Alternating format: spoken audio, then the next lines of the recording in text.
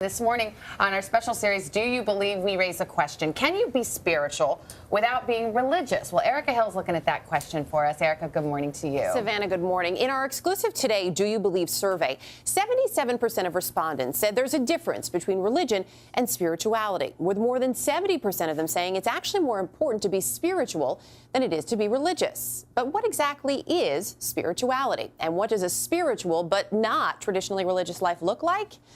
Well, that depends on who you ask.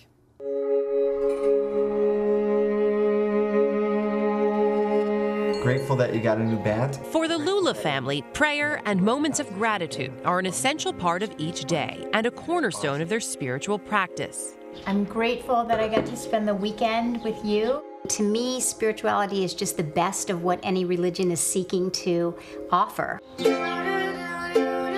Raised by a Jewish mother and a Christian father, Suzi Lula always found comfort in religious traditions. But it wasn't until she began attending the Agape International Spiritual Center that she felt a stronger connection. When I found Agape, it felt more like a community where the spiritual essence that I was looking for was just infused. And taking your attention away from where you will be going. Founded nearly 30 years ago by Reverend Michael Beckwith, the Agape community now includes 9,000 members, united in their desire for a deeper spiritual practice. I think that sometimes there's a misconception that spiritual people are airy-fairy, and I would say it's just the opposite. That a deeply spiritual person is trying to manifest their gifts and their talents in this world to change the world for the better. We just love to give, so we just begin by just giving thanks.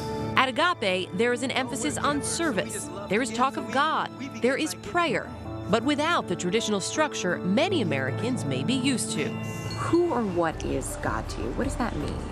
God is a presence that's never an absence. This presence is everywhere, so you would never pray to God to come here because the presence of God is infinite. It's always here. But for some, spirituality without the traditional framework of religion isn't enough. Reverend Linda Mercandante was raised in an interfaith, non-religious home. As a young adult, she too yearned for something more, embarking on a spiritual journey, and after much searching, found she felt most fulfilled by the structure of organized religion.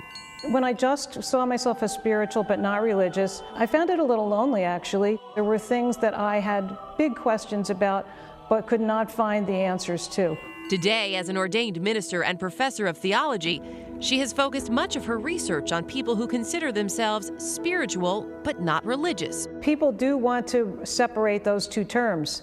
I think they're more harmonious than people realize. Nationally, about 11% of Americans describe themselves as spiritual but not religious.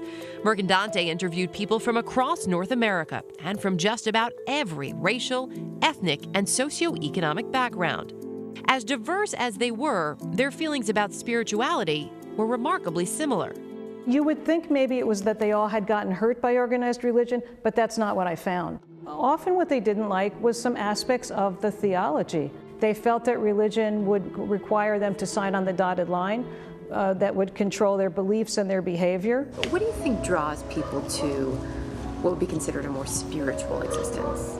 You know, there's an old statement that says that religion is for people who don't want to go to hell, and spirituality is for people who've already been there.